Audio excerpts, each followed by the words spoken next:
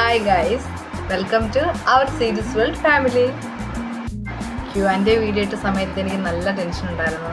നിങ്ങളത് എങ്ങനെയാണ് റെസ്പോണ്ട് ചെയ്യാൻ പോകുന്നതെന്ന് ആലോചിച്ചിട്ട് ഞങ്ങൾ സ്റ്റാർട്ട് ചെയ്തിട്ടേ ഉള്ളൂ. 1 month കഴിഞ്ഞിട്ടേ ഉള്ളൂ.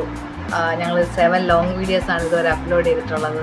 അപ്പോൾ അതിന് നല്ല സപ്പോർട്ട് നിങ്ങൾ തരുന്നുണ്ട്. പക്ഷേ Q&Aക്ക് നിങ്ങൾ എങ്ങനെയായിരിക്കും റെസ്പോണ്ട് ചെയ്യാൻ പോകുന്നതെന്ന് ആലോചിച്ചിട്ട് നല്ല ടെൻഷൻ ഉണ്ടായിരുന്നു. പക്ഷേ അങ്ങനെയല്ല, കമൻസ് കണ്ടപ്പോഴത്തേക്ക് ഐ എം സോ ഹാപ്പി.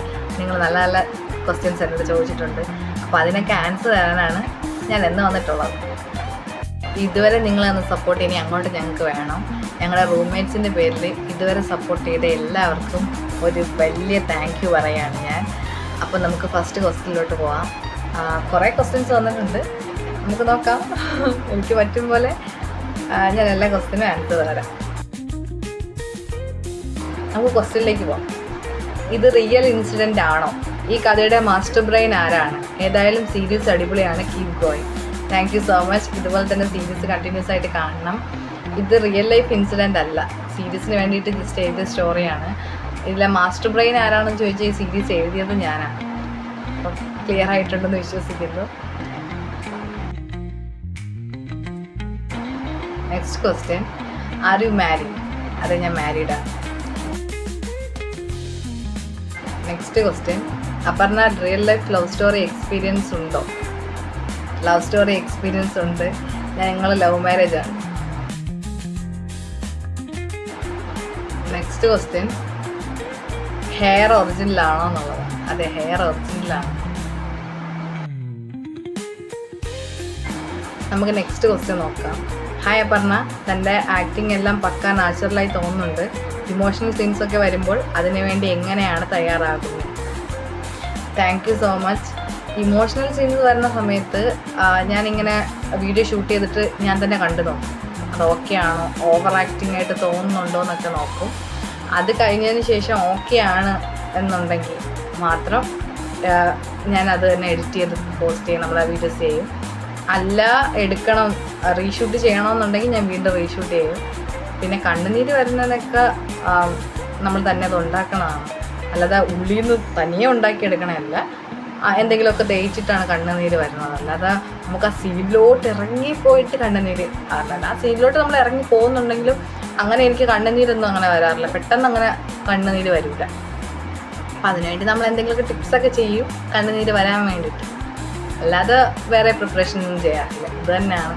അത് സീൻ വീണ്ടും വീണ്ടും വായിച്ച് നോക്കി ആ ക്യാരക്ടർ നമ്മളൊന്ന് ഇങ്ങനെ ചെയ്താൽ കുറച്ച് നല്ലതായിരിക്കും എന്നിങ്ങനെ ചിന്തിച്ച് അതുപോലെയൊക്കെ ചെയ്ത് നോക്കാറുണ്ട്. അല്ലാതെ വേറെ പ്രിപ്പറേഷനൊന്നും ചെയ്യാറില്ല. ഇത് തന്നെയാണ് ചെയ്യുന്നത്. നെക്സ്റ്റ് ക്വസ്റ്റ്യൻ നോക്കാം. ഇത് ഫസ്റ്റ് സ്റ്റോറിയാണോ തൻ്റെ? അത് ഇതെൻ്റെ ഫസ്റ്റ് സ്റ്റോറിയാണ്.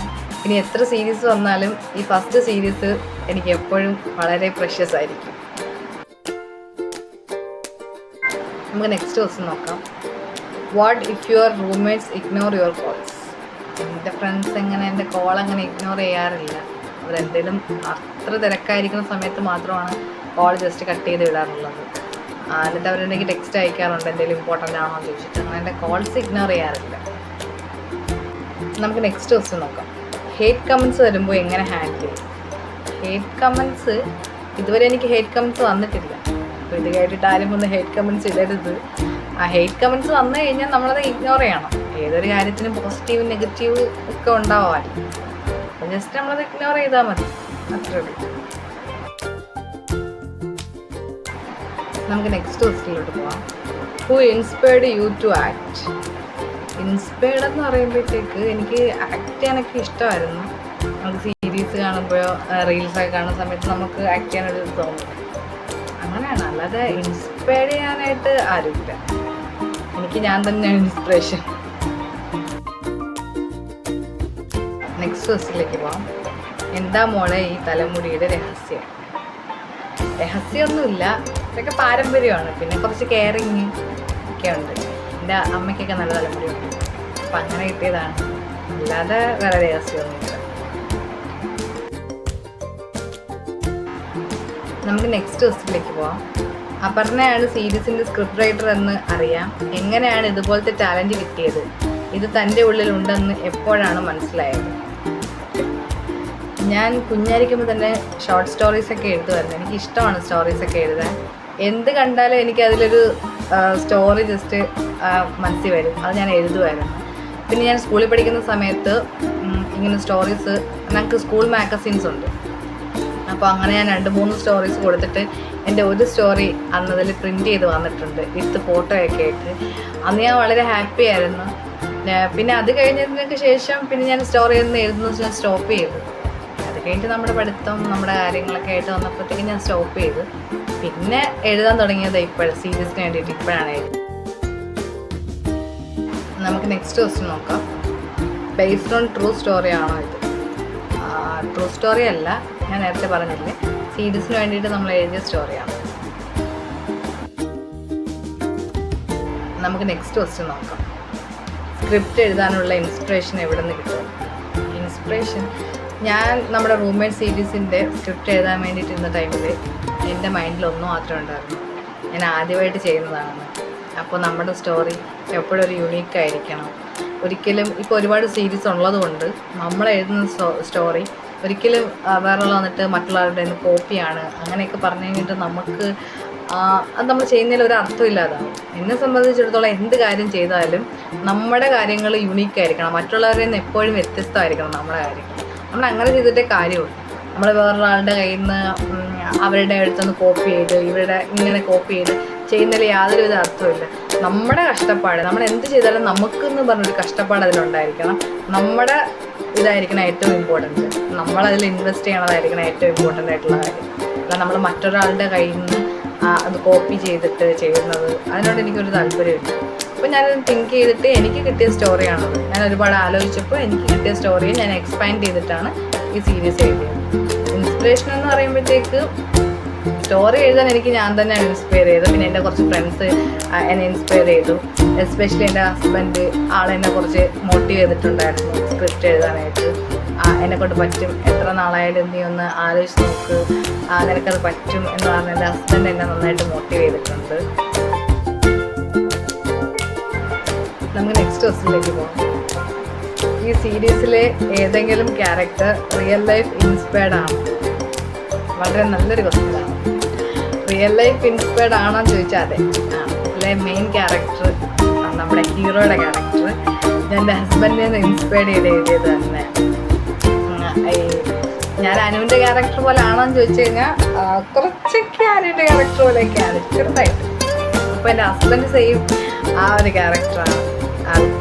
എപ്പോഴും നല്ല അടുക്കും ചിട്ടയോടും നല്ല ക്ലീനായിട്ടും ഒക്കെ എല്ലാ കാര്യങ്ങളും ഒക്കെ ആയിട്ട് ചെയ്യണമെന്ന് വിചാരിക്കുന്ന ഒരാളാണ് എൻ്റെ ഹസ്ബൻഡ്. അപ്പോൾ ഞാൻ ഉറപ്പായിട്ടും ഈ ക്യാരക്ടർ എഴുതിയത് ആളുടെ ഇൻസ്പിറേഷൻ കൊണ്ട് തന്നെയാണ്, ആളുടെ മനസ്സിൽ കണ്ടിട്ട് തന്നെയാണ് ഈ ക്യാരക്ടർ എഴുതിയത്. ഞാൻ ക്വസ്റ്റ്യൻ എനിക്ക് വളരെ നന്നായിട്ട് ഇഷ്ടപ്പെട്ടു. Thank you so much. നമുക്ക് നെക്സ്റ്റ് ക്വസ്റ്റ്യൻ നോക്കാം. ഈ സീരീസ് അടുത്ത എപ്പിസോഡ് എന്ന് വരും? നമുക്കിപ്പോൾ കുറച്ച് ഡിലേ വന്നിട്ടുണ്ട്, കാരണം ഞങ്ങൾ നോർമലി നമ്മൾ വീഡിയോസ് ഇടുന്നത് എല്ലാ മൺഡേയും തേഴ്സ്ഡേയും ആണ്. ഒരു വീക്കിൽ നമ്മൾ 2 വീഡിയോസ് വെച്ചാണ് അപ്ലോഡ് ചെയ്യുന്നത്. പക്ഷെ ഇപ്പോൾ എനിക്ക് കുറച്ച് ഹെൽത്ത് ഇഷ്യൂസ് വന്നതും പിന്നെ നമ്മുടെ ഹീറോ ആയിട്ട് ആക്ട് ചെയ്യുന്ന അർജുൻ ചേട്ടന് കുറച്ച് ഫാമിലി ഫങ്ഷൻസ് കാര്യങ്ങളൊക്കെ വന്നതുകൊണ്ടാണ് കുറച്ച് ലേറ്റ് ആവുന്നത്. ഉടനെ തന്നെ വീഡിയോ ഇടും. ലേറ്റ് ആവാതെ വീഡിയോ ഇടാൻ മാക്സിമം ഞങ്ങൾ നോക്കും. നെക്സ്റ്റ് ക്വസ്റ്റ്യൻ നോക്കാം. പറഞ്ഞാൽ ക്ലൈമാക്സ് ഹാപ്പി ആയിരിക്കും സാഡ് ആയിരിക്കും?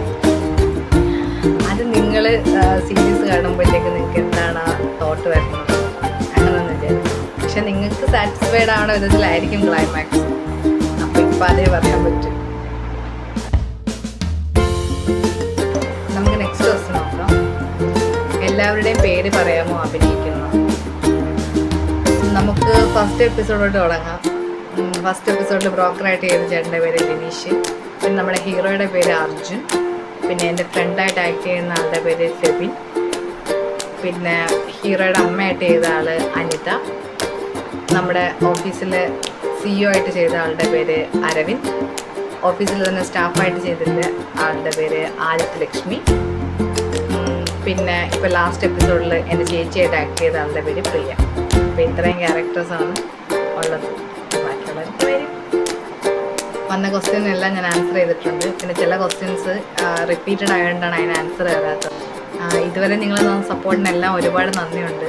ഇനിയും നിങ്ങളുടെ സപ്പോർട്ട് എപ്പോഴും ഞങ്ങളുടെ കൂടെ ഉണ്ടായിരിക്കണം. പിന്നെ വീഡിയോസ് ലേറ്റ് ആവാതെ തന്നെ അപ്ലോഡ് ചെയ്യാൻ ഞങ്ങൾ മാക്സിമം ട്രൈ ചെയ്യാം. ചില ഇഷ്യൂസ് വരുമ്പോഴത്തേക്കാണ് നമുക്ക് ചെയ്യാൻ പറ്റാത്തത്. ഇത് മാത്രമല്ല, ഇത് പാഷനായിട്ട് ചെയ്യുന്നതാണ് എല്ലാവരും, ബാക്കി ജോലി ചെയ്യുന്നവരാണ് എല്ലാവരും. അപ്പോൾ അവരുടെ ലിമിറ്റേഷൻസിൽ നിന്നാണ് ഞങ്ങൾക്ക് ഈ വീഡിയോസ് തരുന്നത്. അപ്പോൾ അത് നിങ്ങൾ അക്സെപ്റ്റ് ചെയ്യുമെന്ന് ഞങ്ങൾ വിശ്വസിക്കുന്നു. ഇതുപോലെ തന്നെ ഞങ്ങൾ വേറെ വീഡിയോസായിട്ട് വരാം. അപ്പോൾ നിങ്ങൾക്ക് ഈ വീഡിയോയുടെ കമൻസിൽ വന്നിട്ട് നിങ്ങൾക്ക് എന്തെങ്കിലും സജഷൻസ് ഉണ്ടെങ്കിൽ പറയാം. നിങ്ങൾ എന്തെങ്കിലും വീഡിയോസ് കാണാൻ ആഗ്രഹിക്കുന്നുണ്ട്, ഏതെങ്കിലും തീം നിങ്ങൾക്ക് വേണമെന്നുണ്ടെങ്കിൽ അത് പറയാം. ഞങ്ങൾക്ക് പറ്റുന്ന പോലെ ഞങ്ങൾ മാക്സിമം ഞങ്ങളത് കൊണ്ടുവരാൻ വേണ്ടി ട്രൈ ചെയ്യും. അപ്പോൾ once again thank you so much. നിങ്ങളെല്ലാവരുടെയും സപ്പോർട്ട് എപ്പോഴും ഉണ്ടായിരിക്കണം.